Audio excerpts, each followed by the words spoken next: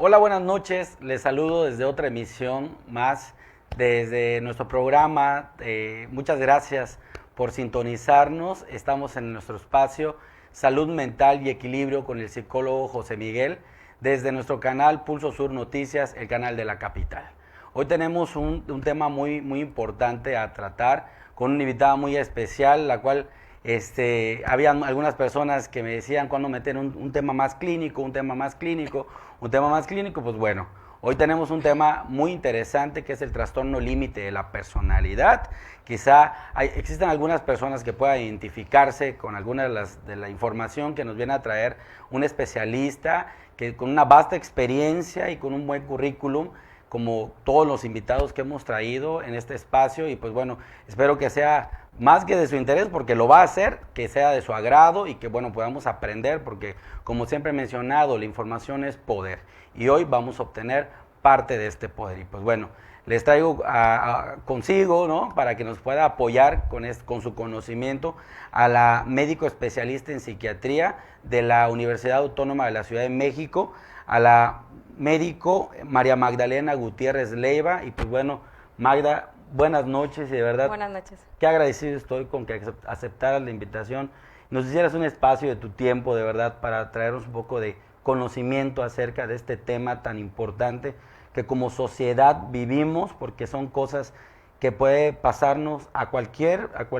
sujeto que hoy posiblemente nos está viendo en cámaras, que nos está viendo desde casa, que está viviendo una situación como esta, que muchas veces se pregunta qué es lo que está pasando, si mi comportamiento es normal. Quizá vamos a tener que ir y explicando algunas preguntas, porque la gente nos va a comenzar a sintonizar, pero bueno, lo primero que vamos a hacer, Magda, es sintonizar en vivo lo que es el programa, para que podamos conectarnos con la gente, ¿sí? Pero ¿qué te parece si mientras tanto tú nos puedes ir hablando un poco de lo que es el trastorno límite de la personalidad, ¿no? Háblanos en tu vasta experiencia sobre ese trabajo que tú haces tan arduo y tan importante dentro del tratamiento médico de la salud mental. Háblanos, para ti, ¿qué es? Explícanos por favor, para que podamos obtener la información adecuada. Bueno, antes que nada, buenas noches. Agradezco la invitación a José Miguel por estar aquí y al programa como tal para compartirles un poco de la experiencia acerca de este tema. Básicamente, el trastorno límite de la personalidad, pues es un trastorno que se va a ver reflejado en el comportamiento de las personas, en la forma en la que se perciben a sí mismos y en la forma en la que perciben al resto de las personas, las circunstancias, su modo de reaccionar, los sentimientos que todo lo que está a su alrededor les produce y por tanto cambios en su conducta. Es muy importante decir que para que lo cataloguemos en un trastorno tiene que cumplir ciertos criterios, específicamente de la Clasificación Internacional de las Enfermedades. Son 9 criterios que tiene esta clasificación y otro rubro muy importante es que ocasione disfuncionalidad, malestar, tanto a la persona como a su alrededor. Entonces va a tener una implicación en su vida familiar, en su vida social, con sus amistades y en su vida laboral. ¿Qué características tiene el trastorno límite de la personalidad? Uno, son personitas que de repente tienden a tener un cambio en su estado de ánimo, ¿no? De repente están muy contentos y en un ratito cambian a estar molestos o a estar decepcionados. También tienden una dualidad, así de repente hoy una persona puede ser lo máximo o estar convencidos de que eso es lo que debe suceder en su vida y mañana están completamente decepcionados de la circunstancia o de la persona. Tienen problemas para el control de sus impulsos, no solamente en el impulso de hablar, decir las cosas, actuar, sino también puede ser problemas en el control de impulsos para comprar, ¿no? De repente se ven con un poquito de dinero y arrasan con todo la quincena, por ejemplo. Son personas temerarias que disfrutan de actividades que generan adrenalina, de repente conducciones a altas velocidades, conductas riesgosas, autolesiones, ¿no? De repente tienden a tener autoagresiones, cortes en las muñecas o en las piernas, Bueno, la cuestión del control de sus sentimientos con la ira, por ejemplo, pueden tener arrebatos o circunstancias en donde no pueden controlar su enojo, no pueden controlar su ira y hablan, pero después se arrepienten. O actúan, pero después ya no quieren. Y otra característica que nos preocupa mucho es la comorbilidad, es decir, las enfermedades que se asocian con el trastorno límite de personalidad, que hacia la adolescencia puede ser la anorexia y la bulimia. Ellos tienen una característica especial, la forma en la que se ven puede estar distorsionada. Entonces, al creerse, por ejemplo, que están con sobrepeso, obesidad, su autocrítica es muy punitiva y entonces se dicen a ellos mismos situaciones despectivas, ¿no? Y pueden caer en bulimia o anorexia. Esa es una. También tienen mucha comorbilidad con el consumo de sustancias, cualquiera que fuera esta, depresión y ansiedad. Y por allá no, estamos con algunas de las características, o más bien las básicas. Esas características son características universales, estudiadas, salen de una bibliografía científica, ¿no? ¿Sí? Que es basada en investigación, es basada en números prácticamente, ¿no? Sí. En cuestiones de porcentajes, de cantidades de gentes que han sido analizadas en cuestión de conductas, se han registrado para poder ser prácticamente estar dentro de una clasificación, dentro de una enfermedad mental ya, porque estamos hablando de una enfermedad mental, ya no estamos hablando de un comportamiento de desajuste normal de conducta, ¿no? Claro. Sino que ya es una enfermedad mental.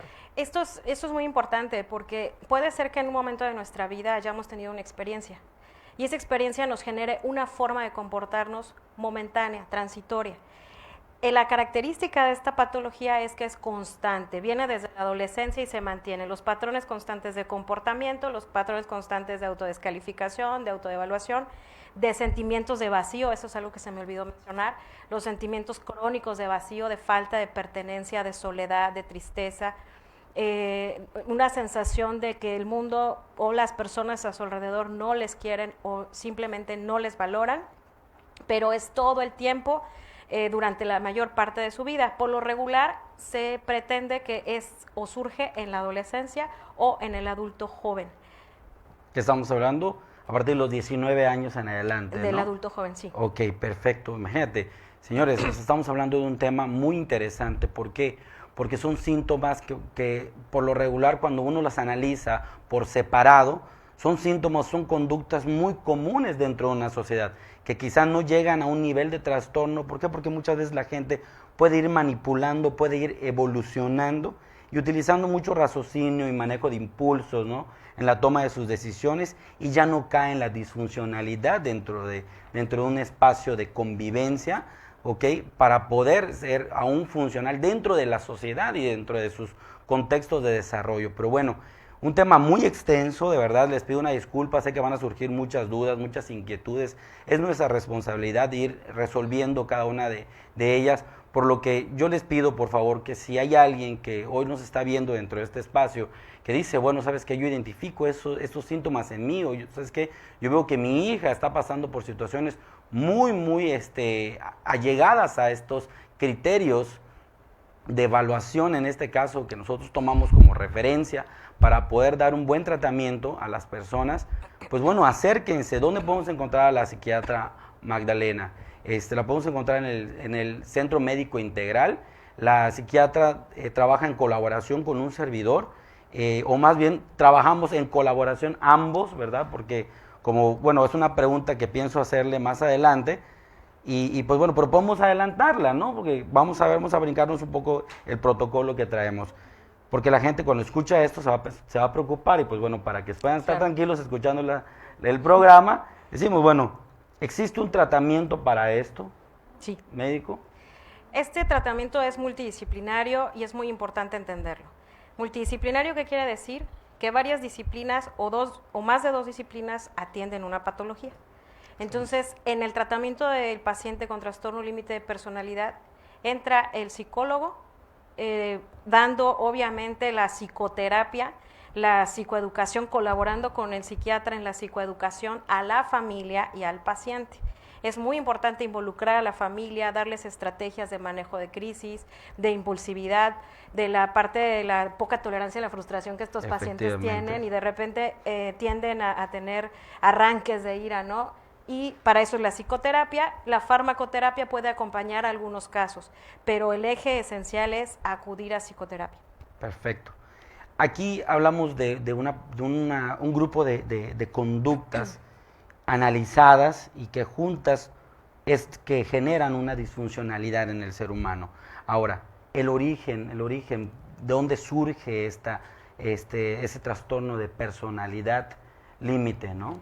El origen es multifactorial, es decir, tenemos factores genéticos, ya hay marcadores, ya hay genes detectados en este tipo de personalidades o en este tipo de trastornos de personalidad. El ambiental, por ejemplo, un factor de riesgo es el abuso sexual en la infancia o abusos de todo tipo, físico, psicológico, económico, violencia en la familia, son factores que pueden también sumarse, ¿no? Lo genético, la parte de la vivencia en el paciente, lo biológico, hay neurotransmisores, sustancias en la cabeza que regulan las emociones y que se ven involucradas en otras funciones como lo es, así de simple, el corazón, función de presión arterial o frecuencia cardíaca, ¿no? Entonces, es importante entender que esto es una patología real, que tiene un trasfondo biológico, pero que también tiene un trasfondo psicosocial y genético, y bueno, lo ambiental, ¿no? Bueno, estamos hablando de que son varias las situaciones que influyen en el sujeto para generar esta modificación en su personalidad y en la forma en la que está interactuando con los medios, ¿no? Ajá. Ahora, una pregunta creo que es algo muy importante. Esta conducta, desde la investigación, desde los porcentajes, ¿en quién se da más? ¿En qué sexo? ¿Hombres, mujeres? ¿Cómo está esta situación? Estadísticamente es más frecuente en mujeres, estadísticamente.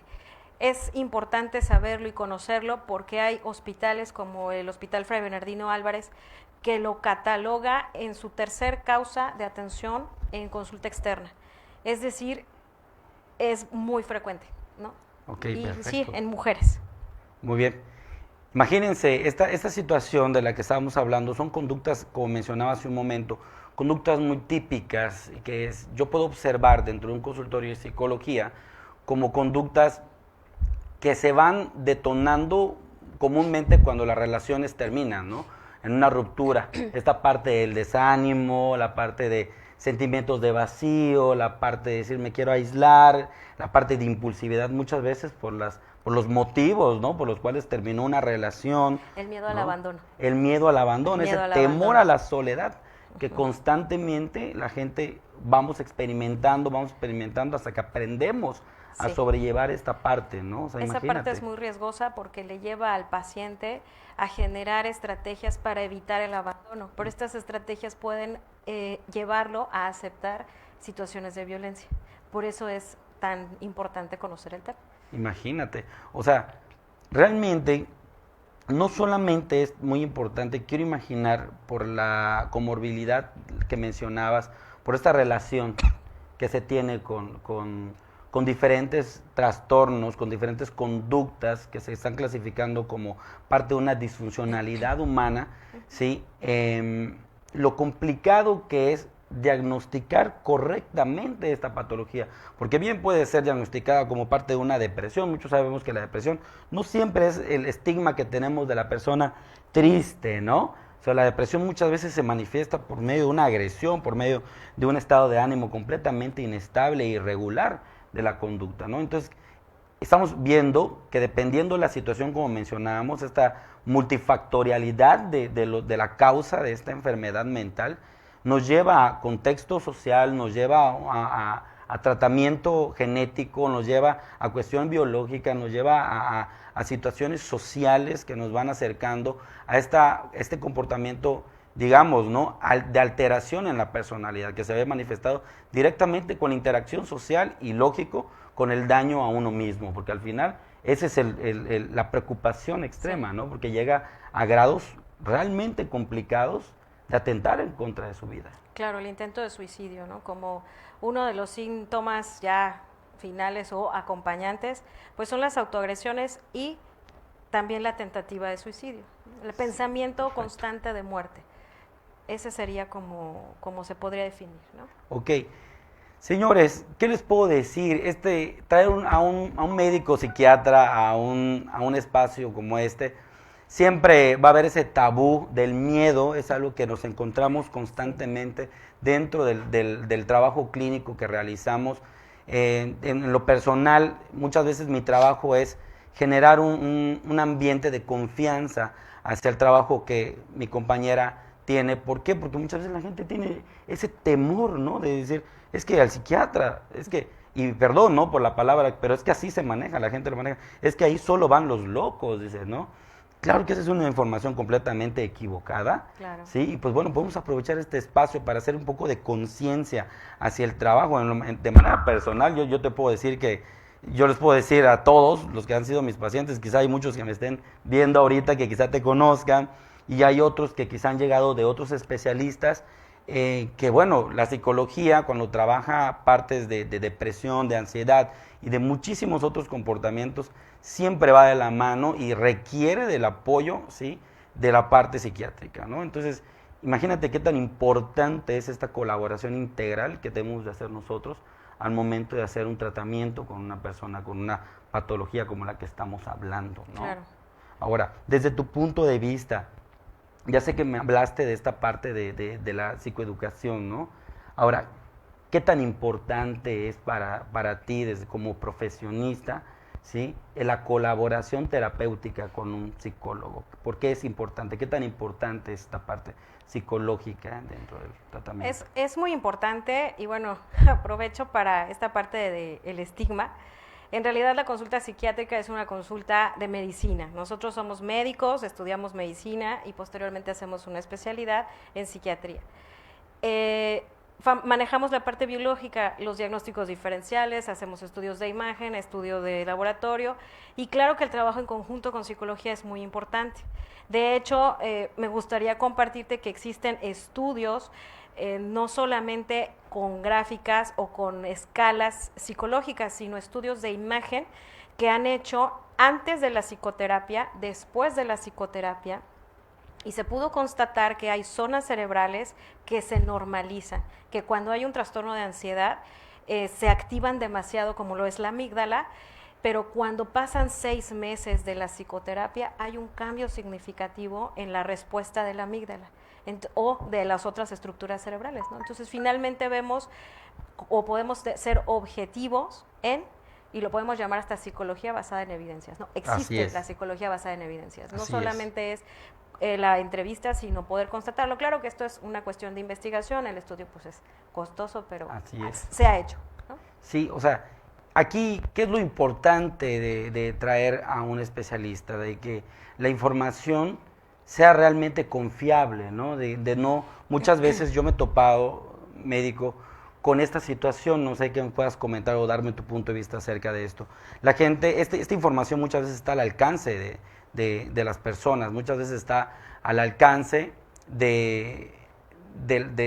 por los medios electrónicos, ¿no? El internet está jugando un papel muy importante dentro de la información que la gente está recibiendo de las enfermedades mentales, y simplemente al momento de leer algo, un listado como el que hoy la médico especialista en psiquiatría nos viene a traer, la gente muchas veces se engancha a esta situación y dice, oh, yo soy un trastorno límite de personalidad, yo tengo trastorno límite de la personalidad, y muchas veces esta situación trae caos en la vida de las personas. ¿Por qué? Porque no se acercan realmente con el especialista indicado, ¿no?, para poder hacer este tratamiento, o más bien dar primero, de manera inicial, un diagnóstico adecuado, ¿verdad? Hablamos del tratamiento, ¿no? Nos decías que es una intervención que se requiere de muchos especialistas. Sin embargo, yo quisiera tocar un tema, aprovechando el espacio. ¿Qué opinión tienes de la importancia que tiene la familia dentro del tratamiento que nosotros llevamos? Porque muchas veces se descarta esta parte social, ¿no? Ahora, ¿qué opinión tienes tú como especialista sobre esto? Es sumamente importante. Psicoeducar a la familia es decirle a la familia qué es lo que a su paciente o a su familiar que está enfermo tiene. Al conocer la patología, darle estrategias de manejo, vamos a mejorar el entorno del paciente. Yo les digo mucho a los pacientes un ejemplo muy básico. Si yo les doy una pomada, un ungüento y pastillas para el dolor del brazo, y se van a su casa y todos los días les dan con un tubo, le va a seguir doliendo, es lo mismo. Si nosotros hacemos cambios en el consultorio, si tú haces cambios en la terapia, en la parte cognitiva, cómo el paciente va viendo la vida, cómo va transformando, cómo va generando estrategias de autorregulación, pero llega a casa y llega a las mismas circunstancias, es muy difícil trabajarlo, es súper importante que la familia se involucre con el terapeuta y, si es necesario, con el psiquiatra. Así es. Yo estoy en completo acuerdo contigo y creo que es una problemática que muchas veces dentro del consultorio nos encontramos. ¿Por qué? Porque, como mencionaba la especialista, la psiquiatra, muchas veces nosotros trabajamos y arduamente el fármaco hace su trabajo, la medición de ese fármaco y la regulación, después de un arduo trabajo que realizas, se logra una estabilidad de alguna manera neurológica, ¿sí? Trabajamos dentro de un consultorio de psicología duro y ahora sí que intenso con los pacientes para abrir un poco ese panorama de vida, ese panorama de salud, de tranquilidad, a lo que nosotros llamamos humanamente la felicidad, ¿no? Esa parte tranquila, por al menos temporalmente, ¿no? Que el fármaco nos apoya, que el tratamiento psiquiátrico nos apoya, ¿sí? Y la regulación y el control también del tratamiento psiquiátrico nos apoya demasiado, nos ayuda, nos resuelve muchísimas problemáticas que desde el consultorio no podemos. Nosotros hacemos la chamba, pero bueno, como tú dices, llega a casa y muchas veces yo me he topado con esta parte de la pareja, Magda. La pareja, eso fue un papel así fundamental que muchas veces, como yo siempre le digo a mis pacientes, tu pareja hoy tiene la oportunidad de levantarte, ¿no? Y apoyarte y hacer que esto surja de una manera adecuada con el trabajo colaborativo, pero también tiene la opción de hundirte y dificultarnos el trabajo de una forma increíble. Sí, eso es muy importante, ¿no? Las frases que escuchamos de échale ganas, tú puedes, es que está en ti, mágicamente, transfórmate, ¿no? En realidad necesitan ayuda. La psicoterapia tiene una estructura, tiene todo un estudio, tiene un antecedente de cómo se han generado las estrategias para una entrevista. Entonces, finalmente es un trabajo que se realiza, no solo es una plática como muchas personas lo dicen, no, tiene sus por qué hacer ciertas preguntas, dejar ciertas tareas, hacer ciertas actividades dentro del consultorio y después del consultorio. Pero a veces las tareas que dejamos, tanto el psicólogo como yo, tienen que llevarse a casa, pero si en casa no hay un apoyo, no hay un soporte, un entendimiento o una comprensión, pues es muy difícil para el paciente. Por supuesto. Magda, aprovechando de verdad que hoy nos acompañas, me gustaría hacerte una pregunta que muchas veces los pacientes que asisten a un consultorio, las personas, a veces entre pláticas sociales, de que, oye, fíjate que me recomendaron ir con un psiquiatra, me recomendaron ir con este especialista, me preguntan, oye, ¿y el fármaco no es peligroso tomarlo? ¿No? Y pues tú dijiste algo muy importante hace un momento que me gustaría enfatizar. Tú no es solamente un psiquiatra, tú eres un médico que tienes una especialidad en psiquiatría y tienes un conocimiento acerca de esto. ¿Qué opinas acerca de estos comentarios del fármaco, ¿no? Como tal? Es lo mismo que la estigmatización a la consulta de psiquiatría y psicología. Es pues desconocimiento. Finalmente es desconocimiento. Los fármacos son administrados no en todos los pacientes. Los fármacos son administrados en casos seleccionados en donde existe una sintomatología o una consecuencia de la sintomatología específica que pone en peligro, un ejemplo que pone en peligro la vida del paciente, que se está autolesionando, que tiene una anorexia y que está llegando a tener ya falla orgánica múltiple, pues entonces ahí sí damos tratamiento farmacológico. De lo contrario, pues entonces hacemos un acompañamiento psicoterapéutico, ¿no? Finalmente es un equipo, funciona como equipo. Ahora, los medicamentos, todos tienen efectos secundarios, sí, hasta una aspirina.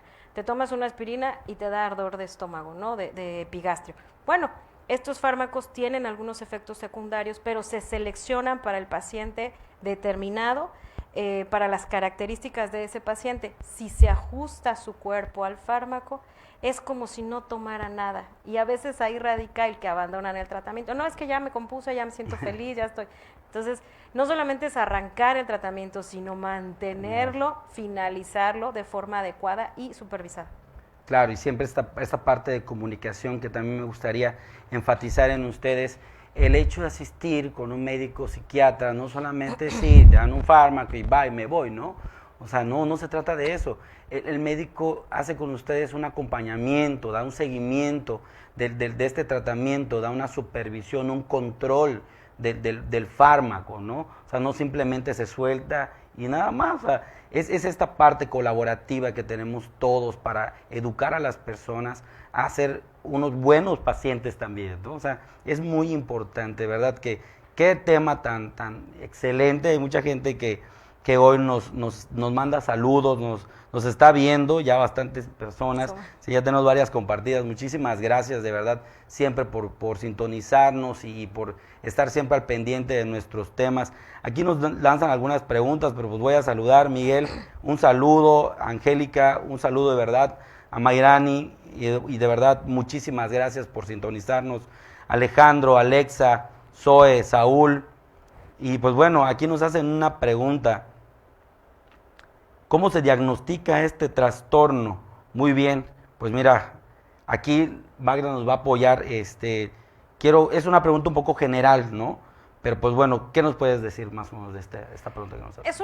En realidad es una entrevista o varias entrevistas para establecer una historia clínica. Hay que hacer una historia clínica detallada, incluyendo los factores a veces hasta del nacimiento, antecedentes de traumatismo craneoencefálico, por ejemplo, es importante saberlo, hacer el diagnóstico diferencial con otro tipo de patologías completamente distintas a las psiquiátricas o psicológicas. Al hacer las entrevistas seriadas se ve si el patrón es continuo, si el patrón afecta a todo el ámbito del paciente o de la persona, y se siguen criterios. Hay criterios internacionales para el diagnóstico que están descritos tanto en el DSM-5 actualmente y el CIE-10. Entonces ya está muy estandarizado la entrevista clínica y el diagnóstico diferencial con exámenes de laboratorio, si hay que ver si hay alguna alteración metabólica o endocrinológica, ¿no? Pero de ahí en fuera es entrevista y pruebas psicológicas. Podemos hacer, existe la prueba como tal de personalidad, que ahí sí ya nos apoyas en la parte de los sí, esta prueba, ¿no? Esta prueba de la que habla la médico Magda, como de cariño le decimos, ¿verdad? Es una prueba llamada MMPI, ahora en su nueva versión, RF, que es una prueba que mide prácticamente las características generales de la personalidad del ser humano, de la forma de cómo interactúa con su medio inmediato, ¿ok? Incluso con la parte social del trabajo, y comienza a sacar muchos puntajes sobre la personalidad en números basados del 1 al 100, ¿no? Entonces, ahí vamos a medir rangos en cuestiones de personalidad, de funcionabilidad y disfuncionabilidad. Entonces, poco a poco vamos sacando ciertas características que nos van ayudando a nosotros a clasificar a las personas, ¿no? Y lógico, pues a veces es muy sencillo para quienes ya tenemos como que un poquito más de experiencia en el área, de ver cuando la persona llegue y nos está hablando de los ambientes básicos, donde se va desenvolviendo y vas observando que la persona ya causó demasiada disfuncionalidad en diferentes de ellos, ¿no? Claro. Y pues bueno, la prueba se tiene que aplicar porque pues es un requisito, no podemos simplemente llegar y ver a la persona, tú tienes trastorno límite, no se trata de eso. Es un trabajo profesional, exacto, y ético el que se lleva, sí. Y pues bueno, cuando se lleva en conjunto, pues sinceramente, desde la perspectiva que nosotros tenemos, se ha visto un excelente resultado, ¿bien? Y más cuando el paciente tiene una conciencia, ¿verdad? Y la familia nos apoya en el tratamiento. Pues bueno, de verdad, híjole, son muchas las dudas que podríamos llegar a tener, y aprovechar el espacio de verdad cuando alguien como tú, con tu conocimiento de verdad y con la experiencia que tienes en el área y de la especialidad tan importante que tienes actualmente y ese compromiso tuyo como profesional en el área de la salud, de verdad, Magda, no me queda más que agradecerte de verdad por el espacio y aceptar nuestra invitación. Espero que más adelante nos puedas acompañar. Tenemos otros temas, hablemos de depresión, de ansiedad, que son temas demasiado fuertes, tan comunes que nos llegan al trabajo, ¿no? De día a día. Entonces, de verdad, muchísimas gracias, Magda. No, pues muchísimas gracias por la invitación. Espero haber sido clara. Es la primera vez que hago algo como esto, entonces les pido una disculpa si hice muchas muletillas, etcétera. Pero bueno, espero que haya sido información de utilidad, que tomen en serio este tipo de enfermedades, este tipo de patologías, y si en verdad detectan que algunos de los puntos están muy presentes constantemente en su vida y les provoca malestar y disfuncionan o tienen problemas en su entorno, acérquense a profesionales de la salud mental. No pasa nada, es una consulta normal como cualquier médico y es una consulta normal con el psicólogo, entonces no hay nada que temer, ¿no? Perfecto, de verdad, pues nos despedimos hoy del espacio de Pulso Sur Noticias. De nuevo les recuerdo, estamos en nuestro programa tan querido ya por nuestra sociedad chetumaleña, ¿verdad? Salud mental y equilibrio con el psicólogo José Miguel. Que pasen una excelente noche y gracias por sintonizarnos. Buenas noches.